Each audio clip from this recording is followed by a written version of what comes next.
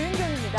한 주간의 스포츠 소식을 전해드리는 스포츠24. 오늘도 YTN의 김재형, 허지원 기자와 함께합니다. 어서 오세요. 안녕하세요. 안녕하세요.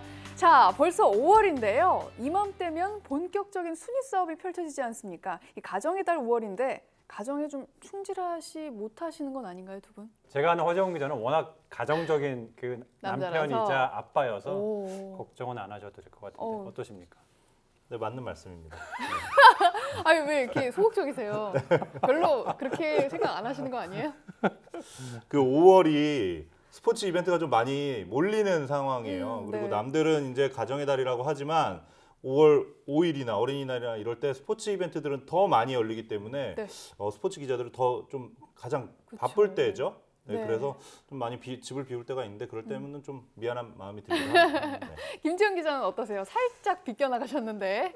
뭐 저도 참고로 가정적인 남편이고 싶은 남자라는 걸 말씀을 드리고 싶고요. 네. 뭐 어쨌든 휴일에 나오면 저희가 이제 수당이 나와요. 그리고 여기 출연하는 것도 뭐 많지는 않지만 출연료가 나오지 않습니까? 네. 그런 것들 모아서 네. 집에 갖다 주는 것도 어떻게 보면 가정에 충실한 게 아닌가 하는 생각을 해봅니다. 자, 그럼 지난주 그라운드에서는 어떤 명승부가 펼쳐졌는지 빅매치 하이라이트로 확인해 보겠습니다. 마드리드 라이벌 레알과 아틀레티코가 4강에서 만났습니다. 레알의 공격인데요. 카르발 슛 골키퍼에 막힙니다. 초반부터 레알이 경기를 주도해 나갑니다. 전반 10분입니다. 호날두 선제골을 터뜨립니다. 멋진 헤딩골이었는데요. 수비수보다 한 뼘은 더 뛰어올랐습니다. 레알의 계속된 공격, 이번에도 호날두 오른발 슛 들어갑니다. 추가골을 터뜨리는 호날두입니다. 그야말로 멋진 득점이었습니다. 자, 두 골을 넣은 호날두 헤트트릭이 관심이었는데요. 오른발로 잡고 그대로 마무리합니다. 8강 2차전에 이은 2경기 연속 헤트트릭입니다. 챔피언스리그 통산 7번째입니다. 호날두의 헤트트릭 속에 레알 마드리드가 4강 1차전을 3대0 완승으로 차지합니다. 이번엔 유벤투스와 AS 모나코의 4강전입니다. 모나코 기회입니다. 하지만 부폰의 철벽 방어에 막혀 득점 기회를 날립니다. 39 노장 부폰이 19 구성훈 10대 은바페의 상승세를 꺾었습니다. 계속되는 은바페의 공격입니다. 공간을 파고드는 은바페, 하지만 이번에도 부폰이 한 발 먼저 잡습니다. 나이를 잊은 부폰의 철벽 방어입니다. 주춤하는 은바페, 베테랑 골키퍼 부폰의 격려를 받습니다.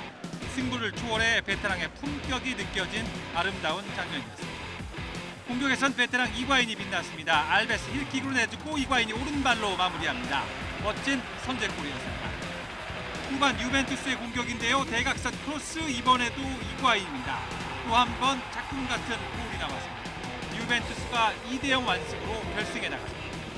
프리미어리그 35라운드 에버튼과 첼시의 경기입니다. 후반 21분 첼시의 공격입니다. 수비를 제치고 환상적인 왼발 슈팅으로 골망을 가릅니다. 골키퍼가 손을 쭉 뻗어봤지만 슛이 높고 더 빨랐습니다. 이번엔 아자르의 프리킥 골문을 통과합니다. 골키퍼가 막았는데 공이 케일의 다리에 와서 맞았습니다. 후반 42분엔 파브레가스가 밀어주고 윌리안이 마무리합니다. 완승을 거둔 첼시, 선두를 유지하며 우승에 더 가까이 다가갑니다. 토트넘은 아스널을 홈으로 불러들였습니다. 알리가 에릭센에 주고 골키퍼가 쳐낸 볼 알리가 해결합니다. 후반 10분 에릭센과 알리가 만들어낸 토트넘의 속축골입니다. 그리고 잠시 후 이번엔 해리 케인이 넘어집니다.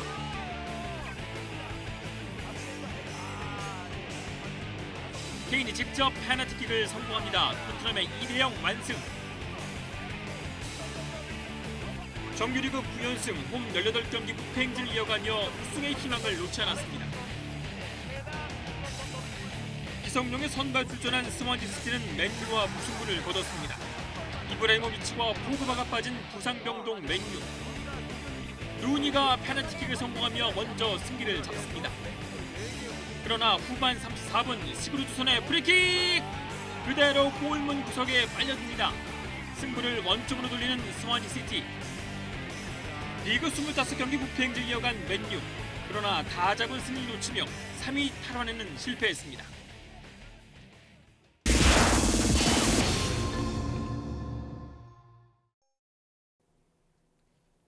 위클리 픽 순서입니다. 이번 주에는 세계인들의 축제죠. 2018 평창 동계올림픽에 대해 이야기 나눠보는 시간 마련했습니다. 자, 아무래도 우리나라에서 열리는 대회인 만큼 관심도 커질 수밖에 없겠죠. 그렇습니다. 뭐 국내에서 처음으로 열린 이제 동계올림픽이고요. 아시아에서는 이제 두 번째 동계올림픽 대회인데요. 네. 아무래도 이제 우리나라가 특정 종목에만 동계 스포츠의 경우는 이제 집중이 되지 않습니까? 그렇죠. 그런 만큼 이번 대회를 계기로 좀 설상 종목이라든지 다른 종목까지 좀 동계 스포츠의 균형 발전을 이루는 좀 그런 계기가 됐으면 하는 개인적인 바람이 있고요. 네. 다만 지금 뭐 역시 계속 언론에서 문제 제기를 하고 있습니다만 가장 중요한 건 결국 사후에 올림픽이 다 끝난 이후에 우리가 지었던 천문학적인 돈을 들여서 지은 이 시설들을 네. 어떻게 과연 활용하느냐가 이제 관건이 될 것으로 보이거든요. 이거를 잘 해야 우리가 성공적인 올림픽을 치렀다라고 말할 수 있기 때문인데요. 어쨌든 우리가 이제 미래 세대에게 좀 부담을 안 주기 위해서라도 네. 이런 부분들을 끝까지 세심하게 잘 살펴봐야 할 것 같습니다. 뭐 일단 3번의 도전 끝에 정말 어렵게 가져온 동계올림픽인데 일단 악재가 좀 많았습니다. 네. 무엇보다 최순실 국정농단 사태가 터지면서 네. 이 여파가 평창 동계올림픽 준비하는 데 좀 악영향을 많이 미친 게 사실이고요. 네. 철도 뭐 그리고 도로 뭐 이런 사회 인프라 발전에 좋은 계기가 될 것은 확실합니다. 이제 9달 정도 남았는데요. 마지막 준비에 좀 박차를 가했으면 좋겠습니다. 그리고 이 평창 올림픽을 앞두고 테스트 이벤트를 열었는데요. 어떤 대회였죠?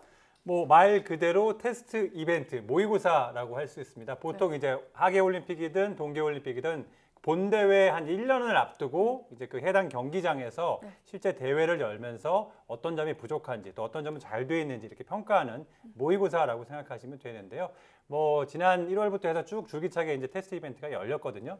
근데 일단 선수들이나 뭐 해외에서 온 임원님들 평가를 종합을 해보면 일단 경기장 시설에 대해서는 굉장히 만족해 하고 있어요. 뭐 빙상장 같은 경우 빙질, 또 스키장 같은 경우는 어떤 설질 이런 부분에 있어서 굉장히 만족하다라는 평가를 내리고 있고 IOC 역시 지금 마찬가지 평가를 내리고 있고요. 이제 우리 이제 조직위 같은 경우는 대회 진행료는 물론 뭐 자원봉사자들까지도 일부 이제 모집을 해서 네. 실제 올림픽을 치르는 것처럼 운영을 해봤거든요. 여러 가지 면에서 지금 뭐 잘한 점도 있겠습니다만 분명히 부족한 점도 있을 거예요. 이런 부분들은 이제 앞으로 남은 기간 우리가 잘 보완을 하면 되고요. 올림픽 전초전, 올림픽 모의고사이기 때문에 네. 뭐 세계적으로 유명한 선수들이 좀 많이 왔거든요. 그런 만큼 많은 관중들이 오셔서 네. 동계 스포츠의 진수를 느낄 수 있는 기회였습니다. 거의 모든 테스트 이벤트에 제가 거의 다 갔다 왔는데 네. 한마디로 평가하자면 선수들하고 VIP들은 굉장히 좋아합니다. 그리고 경기 운영 인력들 그리고 취재진들은 불만이 굉장히 많습니다. 윗선을 많이 바라보는 준비 뭐 이런 게 뭐 여지없이 많이 보였고요. 네. 가장 중요한 게 세 개의 주체죠. 문체부와 대한체육회 그리고 네. 평창 조직위원회 간의 의사소통이 가장 중요한데 이 체계가 아직도 많이 미흡한 모습입니다. 경기장 시설 같은 외적인 인프라 물론 중요하겠죠. 그렇지만 네. 대회 운영의 근간을 이루는 이런 체계를 확립하는 게 좀 시급해 보였습니다. 네, 또한 올림픽을 기다리는 이유 중에 하나가 바로 세계적인 스포츠 스타를 직접 볼 수 있다는 점 때문인데요. 이번에 평창을 찾은 스타 누가 있었죠? 뭐 가장 대표적인 게 스키 여제로 불리는 선수죠. 미국의 린지번 선수가 우리나라 이제 평창을 다녀갔어요. 저도 개인적으로 관심이 많았고 네. 한때 타이거 우즈의 전 여자 친구로서도 굉장히 세계적인 이름을 쓰기도 하죠.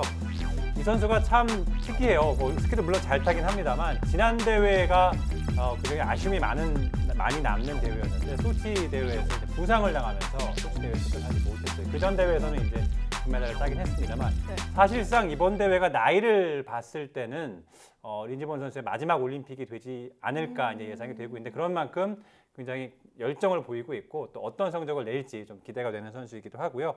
뭐 스피드 스케이팅의 뭐 장거리 간판 스타죠. 네덜란드 스펜 크라머 선수도 우리나라를 다녀갔고요. 네. 뭐 일본의 피겨 아주 뭐 왕자라고 할 수 있죠. 한효 선수도 우리나라를 다녀갔고 개인적으로는 뭐 이 선수들은 우리나라에 아직 다녀가지는 않았습니다. 하지만 평창 올림픽에 네. 미국 북미 아이스하키 리그인 NHL 선수들이 지금 오. 온다 안 온다 이제 얘기는 많은데 일단은 안 온다라는 얘기는 했었어요. 공식으로 발표는 했습니다만 꼭 왔으면 하는 개인적인 바람이 있습니다. 우리 선수들 좀 중심으로 뭐 꼽아보자면 이번에는 이상화 선수보다 스피드 스케이팅에서는 매스 스타트의 김보름 선수가 한번 2를 낼 것으로 보이고요. 네. 피겨에서도 이제 제2의 김연아 자리를 누가 이어갈 것인가 관심이 많은데 남자 차준환, 여자 최다빈 선수가 또 다른 가능성을 보일지 굉장히 기대가 됩니다. 그리고 설상 종목에서도 이번에는 우리나라 선수들이 굉장히 두각을 나타낼 것으로 기대가 되는데요. 스노보드의 이상우, 모글스키의 간판 최재우 선수는 당장 메달권에도 도전할 정도로 평가가 되고 있습니다. 그리고 크로스컨트리 기대주 노르웨이 아버지와 한국인 어머니 사이에서 태어난 김마그너스 선수도 메달이 기대가 됩니다. 그렇군요. 이 말씀해주신 선수들은 벌써부터 또 취재 경쟁이 굉장히 또 뜨겁더라고요. 김지영 기자는 어떤 선수가 눈에 띄었나요? 저는 눈에 띈 선수보다는 앞으로 좀 주목되는 선수를 좀 말씀드리고 싶은데 아무래도 이제 지난 동계올림픽에서 우리나라에서 가장 화제가 됐던 선수였죠. 안현수 선수, 러시아로 귀한 빅토르완 선수가 아마 다시 출전하지 않을까 싶은데 빅토르완이 소치 때만큼 그만한 어떤 실력을 다시 보여줄지 좀 기대가 되고요. 뭐 결혼도 했고 또 아이도 생겼고 굉장히 한 가정의 이제 진정한 가장으로서 좀 더 성숙한 모습을 보여주지 않을까 싶은데 빅토르완 선수가 과연 한국 안방 자기 고향에서 또 옛 후배들과 함께 어떤 모습을 보여줄지 참 기대가 됩니다. 네, 빅토르완 선수 저도 참 기대가 되네요. 자, 아직 시간이 좀 많이 남긴 했지만요. 평창올림픽 성적표 너무 이르죠? 좀 어떻게 예상하십니까, 두 분? 뭐 안방에서 열리는 대회인 만큼 역시 역대 최고 성적을 내지 않을까 내심 이제 기대를 해보는데요. 뭐 아까 허재원 기자가 방금 얘기했듯이 뭐 일단 빙상 종목을 놓고 봤을 때는 뭐 전통적인 강세 종목 쇼트트랙에서 뭐 최소한 2-3개의 금메달은 따지 않을까 예상이 되고요. 그리고 또 하나 스피드 스케이팅 같은 경우는 지금은 아무래도 장거리 뭐 김보름 선수나 이승훈 선수가 메달을 따주지 않을까 또 예상이 되고 또 하나는 이번 동계올림픽은 조금 우리가 그동안 알아왔던 우리의 어떤 전통적인 메달박과는 다른 모습이 좀 연출되지 않을까 예상이 되고 대표적인 게 역시 스켈레톤의 윤성민 선수 세계 지금 뭐 1위를 다투고 있는 선수이기 때문에 금메달이냐 은메달이냐 뭐 동메달이냐 메달 색깔만 결국 결정한다고 보시면 될 것 같은데 아무래도 이제 이 썰매 종목 같은 경우는 홈그라운드에서 연습을 훨씬 많이 할 수 있기 때문에 이게 정말 절대적으로 유리한 어떤 이점이 될 수 있거든요. 그런 만큼 충분히 메달을 기대해봐도 좋지 않을까 생각해 봅니다. 네, 허재원 기자는 좀 어떻게 예상하시나요? 네, 이번 평창 동계올림픽이 우리 한국 기자들에게는 굉장히 새로운 경험이에요. 왜냐하면 지금까지 동계올림픽 중에 한국 기자들이 빙상 종목만 취재를 했습니다. 설상 종목이 열리는 경기장을 가본 적이 거의 없거든요. 왜냐하면 메달이 나오지 않았기 때문에. 그런데 이번에 성적을 제일 잘 내려면 빙상 종목이 열리는 강릉 지역에서는 어느 정도의 성적이 보장이 돼 있다고 봤을 때 설상 종목이 열리는 평창에서 몇 개의 메달이 나오냐 거기에 따라서 우리나라의 성적이 달라질 것 같아요. 그래서 말씀하셨지만 썰매 종목이나 스키, 스노보드, 프리스타일 종목에서 얼마 정도의 성적을 내줄지 그게 가장 중요하다고 볼 수가 있겠습니다. 네, 앞으로 남은 기간 동안 정말 준비를 잘해야 할 것 같습니다. 대한민국 대표팀의 선전을 응원하겠습니다. 그리고 5월 9일이 무슨 날인지 두 분 잘 알고 계시죠? 네, 마음의 준비 어떻게 하셨나요? 선택? 아직 고민 중입니다. 그래요? 솔직하게 말씀드리면. 네. 어떻게 선택하셨어요? 네, 저는 이미 오래전부터 선택하고 있습니다. 오, 정말요? 굉장히 당당하게 한 번도 흔들린 적 없습니다. 하시네요. 어디 뭐 놀러 가시진 않으실 거죠? 투표해야죠. 아마 근무를 해야 될 것 같아서 오전에 투표하고 오후에는 아마 선거 관련 뭐 허재원 기자랑 저랑 둘이 지원 근무를 하지 않을까 생각을 해봅니다. 뭐 휴일을 주시면 회사 차원에서 굉장히 감사하게 생각하겠습니다. 네, 알겠습니다. 스포츠24 오늘 준비한 소식은 여기까지입니다. 저희는 다음 주에 더욱 흥미진진한 스포츠 소식 들고 다시 찾아오겠습니다. 시청해주신 여러분 고맙습니다.